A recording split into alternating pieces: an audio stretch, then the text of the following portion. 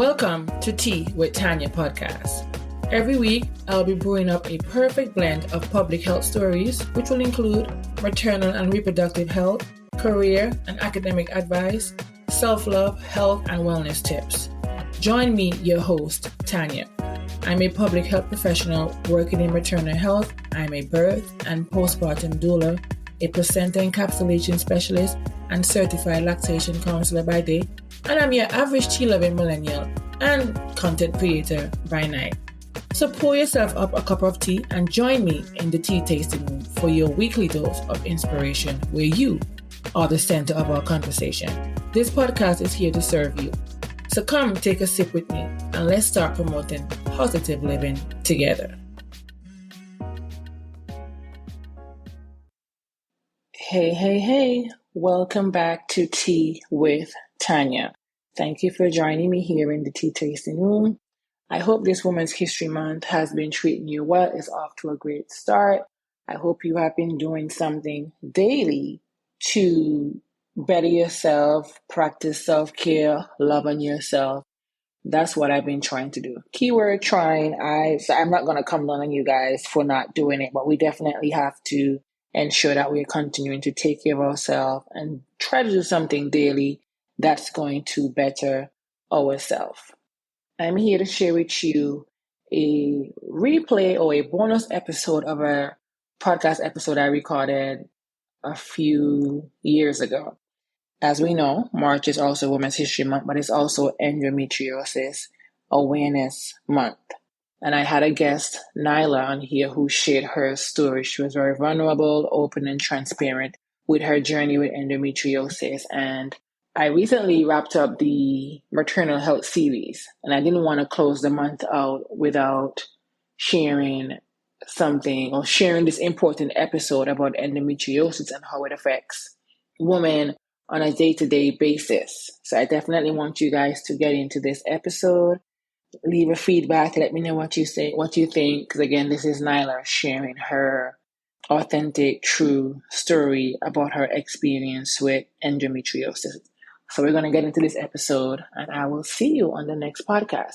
I do want to say this before I close or end the month out. Thank you to all of you who have been supporting the podcast. I know I've been back on a consistent basis, so I definitely want to thank you guys for continuing to follow me along this journey as I continue to educate, empower, and have fun while doing so. Some topics sometimes are a bit deeper than the others, but definitely thank you for joining me on this journey as we wrap this series and this month of March up. I am looking forward to the next few months. One, because I get to go home, but also because of the episodes that I have planned, the themed episodes that we have coming up for the next couple of months. So definitely looking forward to that. But yeah, let's get into today's episode. It's a replay of Nailah Liverpool sharing her experience living with endometriosis. So hey everybody, welcome back to another episode of the Tea with Tanya podcast, where we talk about things self-love, wellness, personal development with, drops of public health story, women's health, all that stuff. Today's guest is someone very special. I know I said about all my guests, but it is someone very special. And I will say, up until I think I just started following on Instagram about a week and a half ago. It hasn't even been 2 weeks since we started following each other. I followed her because I came across a post that I think her boyfriend, Hamwai, shout out to Hamwai, he posted on his story a video of her. It was a very, very powerful video, a very beautiful video. It was beautifully shot. It was empowering. And I watched the video, read the caption. It was a long caption of telling the story. And I was just honestly blown away. I was like, you know what? I had to ask her. Obviously, we went to the same high school. I think I was a year or two ahead, probably a year ahead of her. But, we never really interacted in that capacity. I was like, you know what? Little on me is going to go ask her to come on my podcast. And, I didn't know what the response was going to be. But you know what? I got the courage to send her Instagram DM, and she did respond very quickly because most people, they take some time to respond, and she did respond. And here we are for today. So happy to have you, Nailah. So of course, welcome to the tea tasting room, as I like to call it. I should have my tea. I can't believe I don't have my tea. And I should have my tea too, but you know what? I am honestly just getting home from work, guys. So yeah. I have water, so that's still good. I have water too, which is a plus to me because my water drinking has not been the best. But anyway, nevertheless. But yes, I'm happy to have you. But let the people know, guys. I know she said this is her first interview. That's what she told me. We'll see. Yes. Definitely tell the people a little bit about yourself, and then we'll get into today's episode. Okay. Hi, everyone. I am Nailah. No way affiliated with the football. No way affiliated, and I don't watch football either. That's my dad's favorite football team, and they always lose. But Really? anyway, go ahead. Yeah. But yeah, as you said, we went to the same high school. I, just knew you as, the daughter of one of the great cricketers in Antigua. So when you DM'd me, I was just like, yo, okay, let's do this. But yeah, as you were talking about, I did a post recently and it's entitled Beautiful, and I entitled it that it was my way of expressing myself. It was for me to empower myself and in turn really empower other women. Because as much as, growing up, I was always complimented, on my looks and, the way I carry myself and my personality. Right. Sometimes that can be a bit weighing, and sometimes even getting those type of compliments, sometimes you lose your self-confidence along the way. Certain things happen. Yeah. And as you grow, like, I just was not feeling myself. I would fake it, but a lot of the times my self-esteem would have been down, my self-confidence would have been down, and I said, your body changes a lot. A lot. That is true. I felt different, and I felt like I wasn't myself. It was just a little project of mine. Had to be a project for my birthday last year when I turned 29, so to speak, allegedly. According to my birth certificate, I'm 29. I mean, for me, I'm still 16, so I get it. Girl, I've been 21 for years. But yeah, I just want, and I said, I'm just going to accept myself as I come with whatever changes come. As I am is who I'm going to love myself to. So that was that. But just a little bit about me. I also I did my bachelor's in biology. Oh, wow. Really? Yeah, and I'm minor in psychology. Yeah. But like most science students, I guess, or most persons that come from the Caribbean, go to study, come back home, jobs are very hard to find. So I never really, and it was a kind of, and I wouldn't say I didn't want to get to be a nurse or to be like this. I just ought to teach biology. Like I felt, even studying biology, coming in here, it felt like, okay, you can teach that. A lot of things changed or just didn't pan out as I wanted to. So right now, since I've graduated, I did a couple of online courses, but I'm now pushing forward to massage therapy. Look out for me. Some gifted hands coming near you soon. Yeah, that's my go-to right now, and I'll see how I can flourish that way. So I love to hear that. I have a sister. She's a biology major, and I'm just honestly I'm over her in the sense that I mean it's a lot of I've seen her, the stress of actually trying to get that degree, and then every day something, you're not supposed to do that because this that. I'm like, girl, let me just be free, okay? Sometimes I don't need to have the science behind those certain things. Yeah. You know how it is. But as far as the video, guys, the caption that Nailah, I guess I don't want to say announced, but she spoke, as she said, as we get older as women, our body goes through changes. There's so many different things. And she, in a sense, made us aware or know that she is, I want to say struggling, but you were diagnosed with endometriosis, put it that way. Yeah. And when I read the caption, I'm not going to lie, because I am an emotional being. So I may have gotten a bit teary-eyed because one, I've never met or know of anyone in my age category that would say they have endometriosis. I'm not saying that maybe they don't, but they didn't openly, or who would have openly spoken about that. The only person that I'm not gonna say no or knew of was what's her name, Tia Mari from Sister Sister. She came out a few years ago and said she had endometriosis, and it was like a struggle for her, and so many different things. And that's when I, in a sense, took like an interest in that, because I'm like a maternal child health, I'll say junkie in a sense, but there's so many other women's issues. So then when you said that, I was like, okay, because I know I'm used to hearing people our age, especially in the Caribbean now, struggle with PCOS versus endometriosis. So then when I heard it, I was like, okay, definitely, and then I saw a comment on your post and someone said, thank you for talking about this, because I didn't even know what it was. for what Right. it is. I was like, Right. wow, it's so amazing that many of us, we're out here, especially as women, we don't even know half of what can possibly happen to our body. It's ridiculous. It is. We're not thinking, we have a period, whatever, or we're not thinking about the other challenges that may come.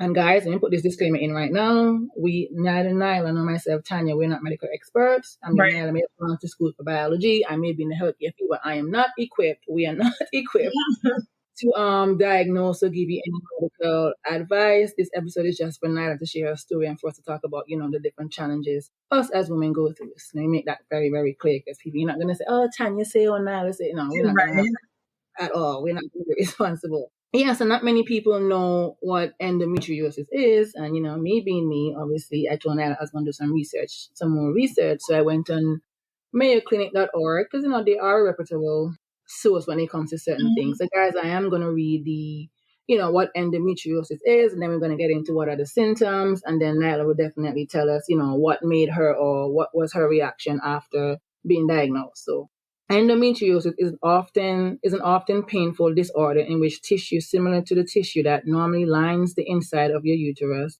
the endometrium, grows outside of your uterus.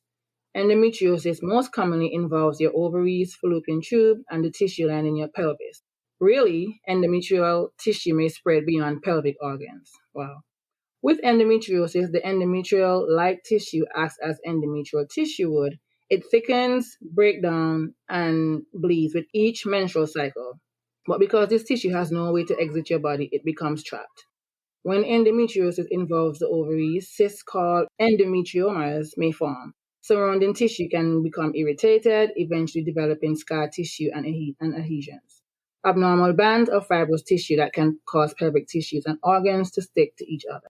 Endometriosis can cause pain, sometimes severe, especially during menstrual periods. Fertility problems may also develop. Unfortunately, effective treatments are available. Now, guys, I know I just said a mouthful. I'm reading this. I've read it more than once. I'm definitely going to have to have, a medical professional come on the other episode to discuss this in full. But this is just the basis of what happens when you have endometriosis. And I'll list some signs and symptoms really quickly, Nailah, and then you can tell us. Okay. So, of course, let me mention some signs include painful periods. Pelvic pain and cramping may begin before and extended several days into a menstrual period. You may have pain with intercourse, pain with bowel movements or urination, excessive bleeding, infertility, and other signs and symptoms. You may experience fatigue, diarrhea, constipation, bloating or nausea, especially during menstrual periods. So, Nailah, and like I said, I just listed some symptoms. I read a mouthful as far as what endometriosis is. When did you, and we don't need to know the exact date when you got diagnosed, but what made you, was it so severe? Because, before I continue, growing up, people will be saying, oh, I have really bad cramps, or then we're not thinking, it could be something worse. We may thought, get on birth control because that's going to help. This is what we've heard in the past, or it's like most common. Go on birth control, you can regulate your period, you can, lessen the days, or it's going to eliminate you having, bad cramps. What was your experience or journey with endometriosis? Got out. I got my period at a young age. I remember it vividly. It was like, and I feel like it's so prolific. I don't know who else is like this. I'm a Scorpio. Let's get that clear. And I'm very spiritual, and I think all things are connected. Yeah. So at that time, it was like the last day of primary school, elementary school, like grade 6. Going off to, secondary school in the semester. So it was like July, and it came down. And back in the day, your parents just give you these books, they must read about the period, and you're just like, everybody's kind of excited, okay, this is this big thing that's going to happen to you. And I remember the normal cramps or whatever, and I thought this is so cool. But that was, I think, the first and the last day I was excited to see my period, because every time after that it was excruciating. Tears, vomiting, diarrhea, can't go to school, have to send a letter. My mom had to stay home with me from work. She had to put in sick days for herself just so I could deal with it. I would have to get my aunt was a nurse, God rest her soul. She would come in and give me injections for the pain. just to deal with it. And this is just me as an 12, 13-year-old, you know. So moving on from that, yeah, as you said, like passed on. Everybody have bad cramps, so yeah. So I went to my gynecologist. I can't remember back then if she ever mentioned endometriosis, and I can't say for sure if I knew then if my mom had it. But I'll say no, like my mom had it, a couple people in my family have it, but I can't remember if at that age I knew. Okay. So she put me on birth control, but I was so young and naive. I didn't know what birth control was, and I didn't know that that's what it was. For like a good year or so, I was just like, yeah, I have to take these pills every day. I had no idea what it was, but I think what it was, it was just to as you said, to help regulate it. So regulate it so that I could take, I think some painkillers, or the pain will come. Because as they say, when you have pain, it's best to take it before the pain gets too bad, so it helps to bring it back down. It's harder when the pain is really bad. To the painkillers, it doesn't work as well. So that was the plan for that. So I was on birth control from like probably like 14 years old. Yeah, I just had this excruciating pain for years and just on birth control. It helped minimize the pain a bit. Right.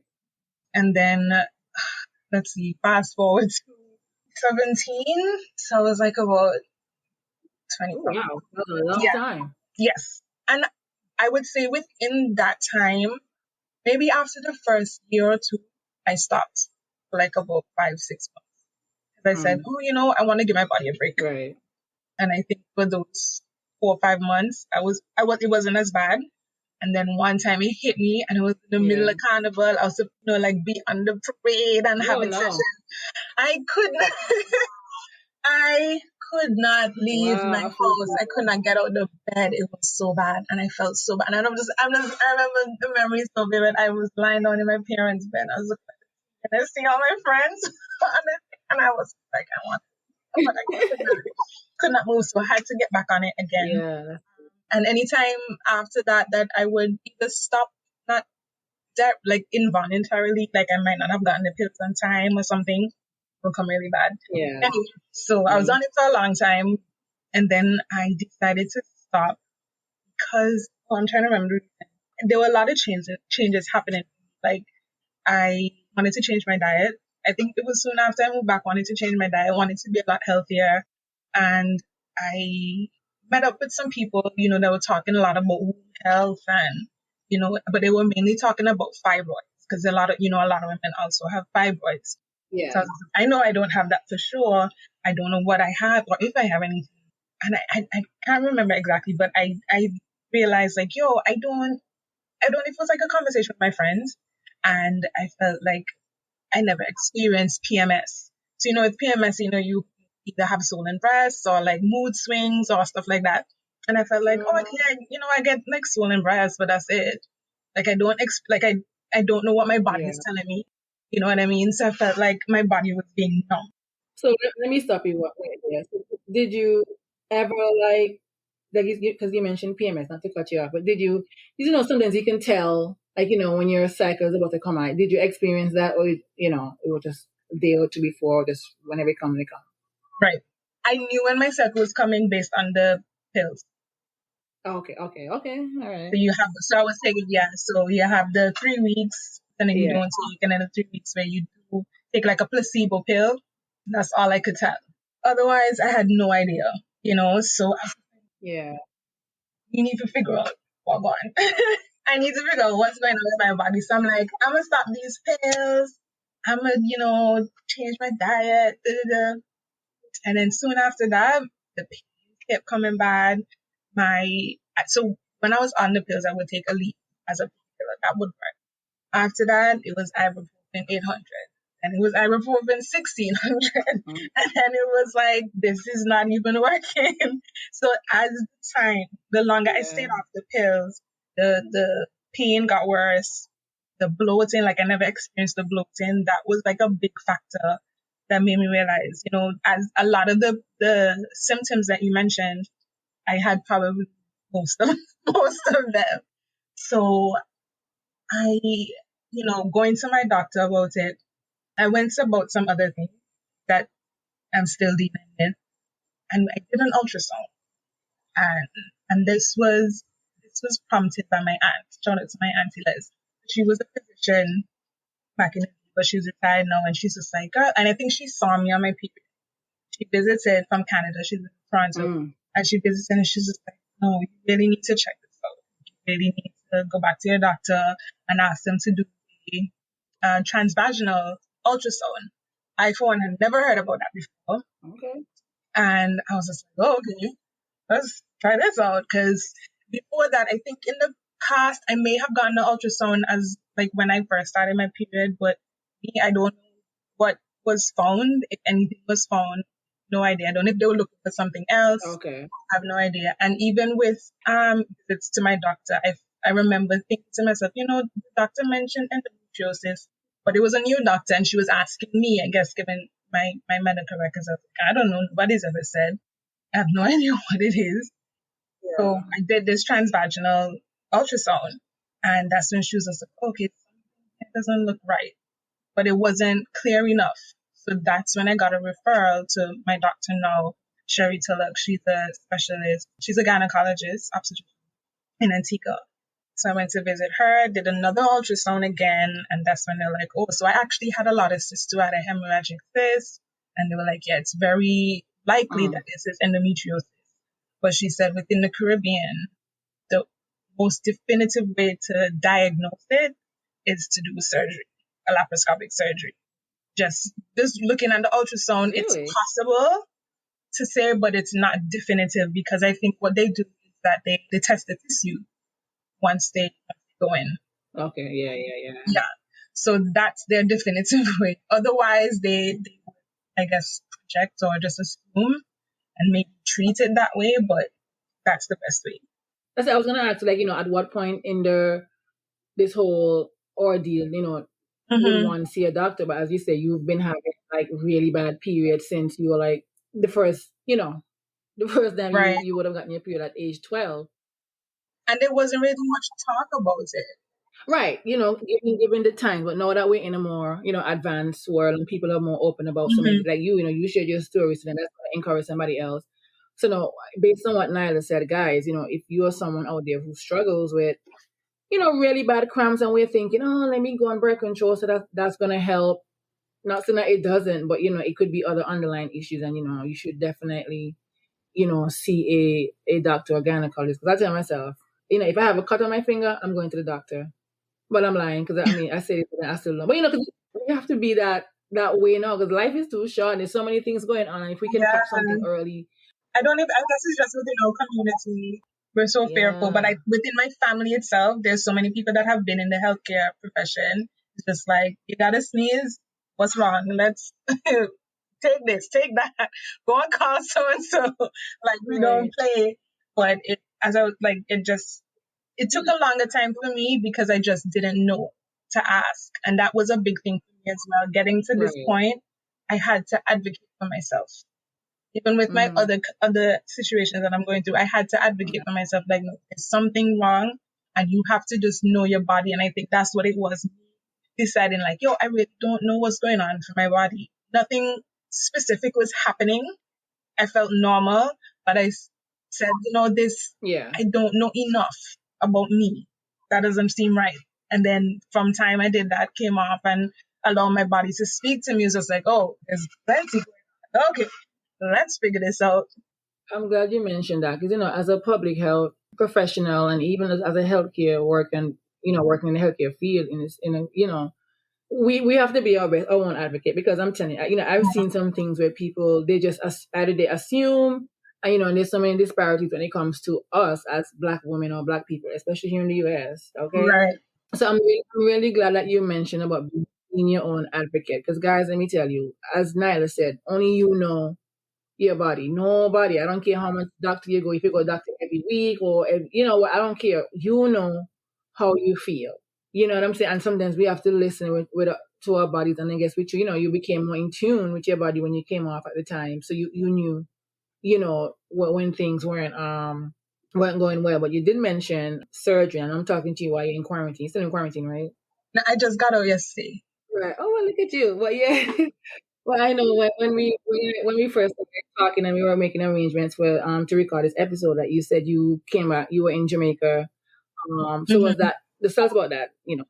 Why Jamaica and what happened? Yeah. Well, before I got to Jamaica, I did a surgery here and see the doctor to see if what was really going on to get a better picture. And when they went in, mine was really bad. So what I did was a diagnostic laparoscopic surgery. So they just opened, and it's really, don't know what laparoscopy is. It's very small incisions in the abdomen, and they go in with these Mhm. tools that have like a camera, and it's very small, so it's very Yeah. minimally invasive.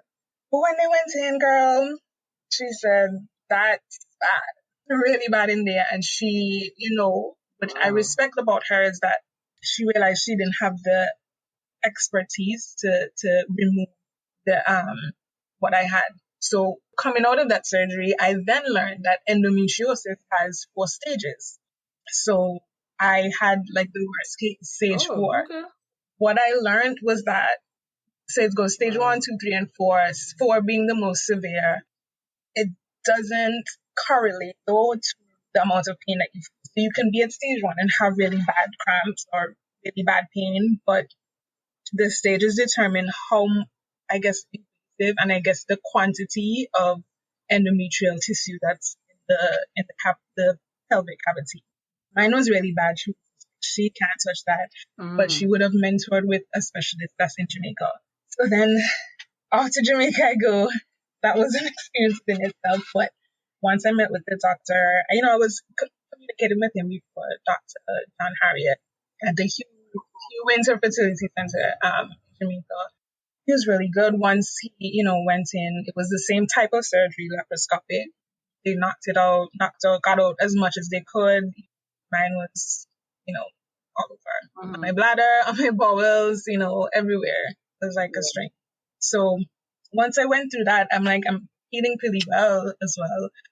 Yeah, and that was it. But it's not a cure. Right. It really is just treatment for your pain, because endometriosis, there's no cure for it, and it can come back. Mm.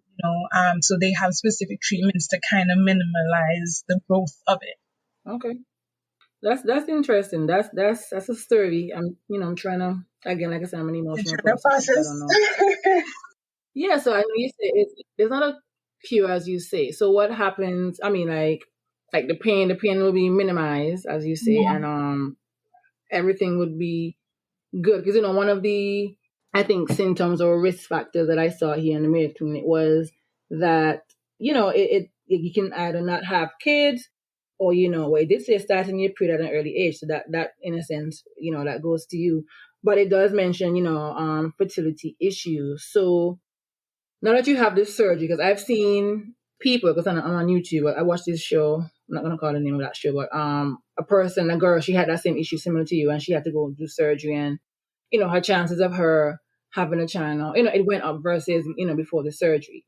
So is that something that you would have discussed with your, I guess, the surgeon in Jamaica or the gynecologist in general? Like, what would happen after the surgery, not only from a pain standpoint or a physical standpoint, but as far as wanting to have a child or Mhm. fertility. Yeah.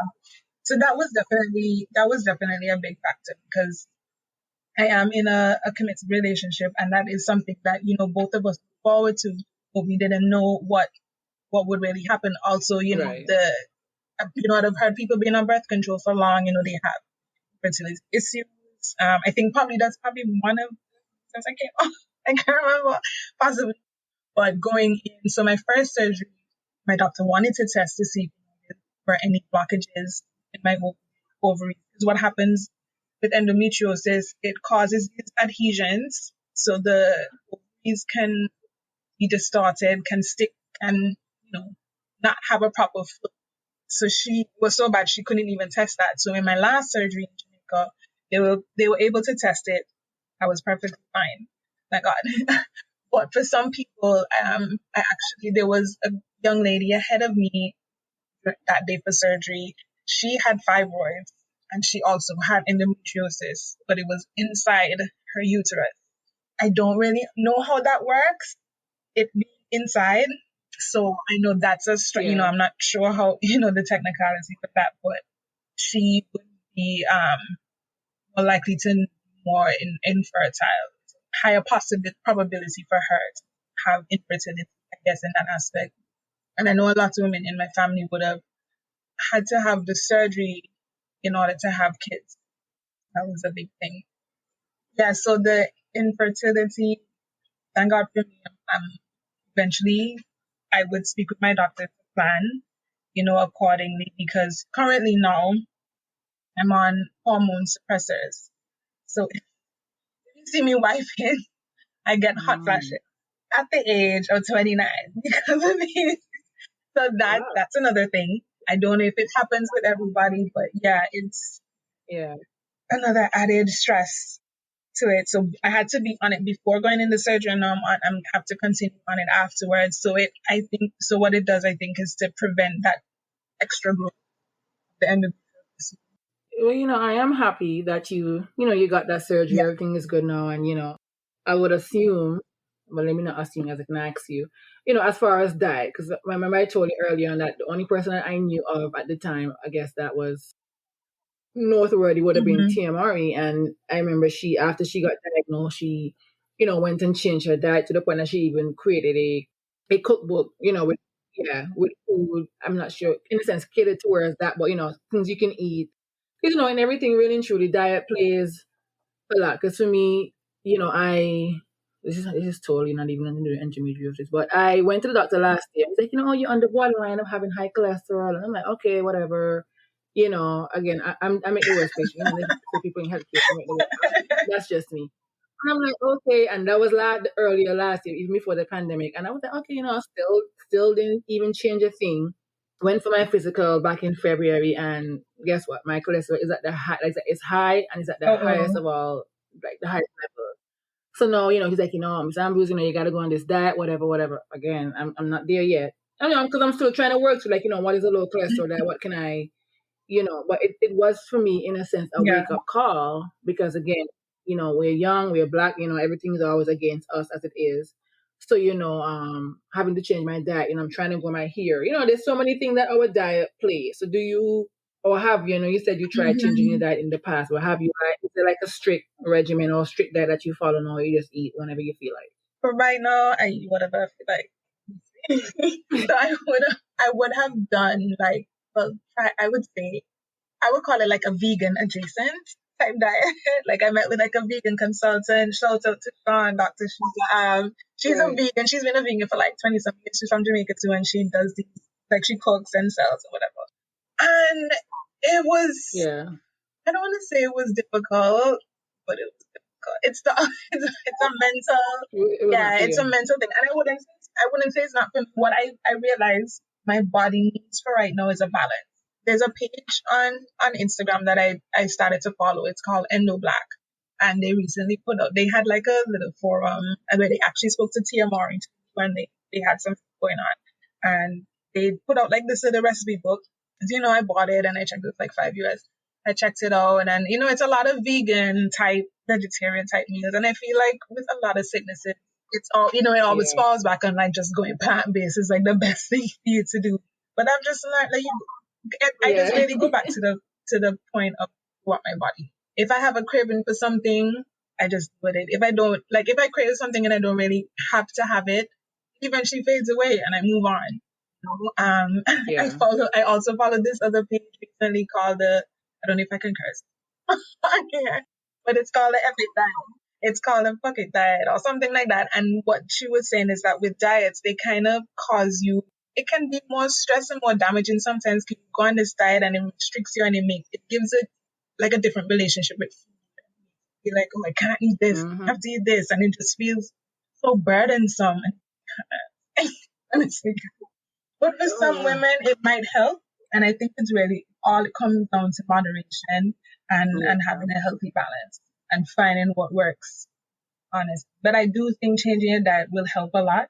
Exercise, lots of water, just vibes, loving yourself. Yes, Tanya, you have to have self-care.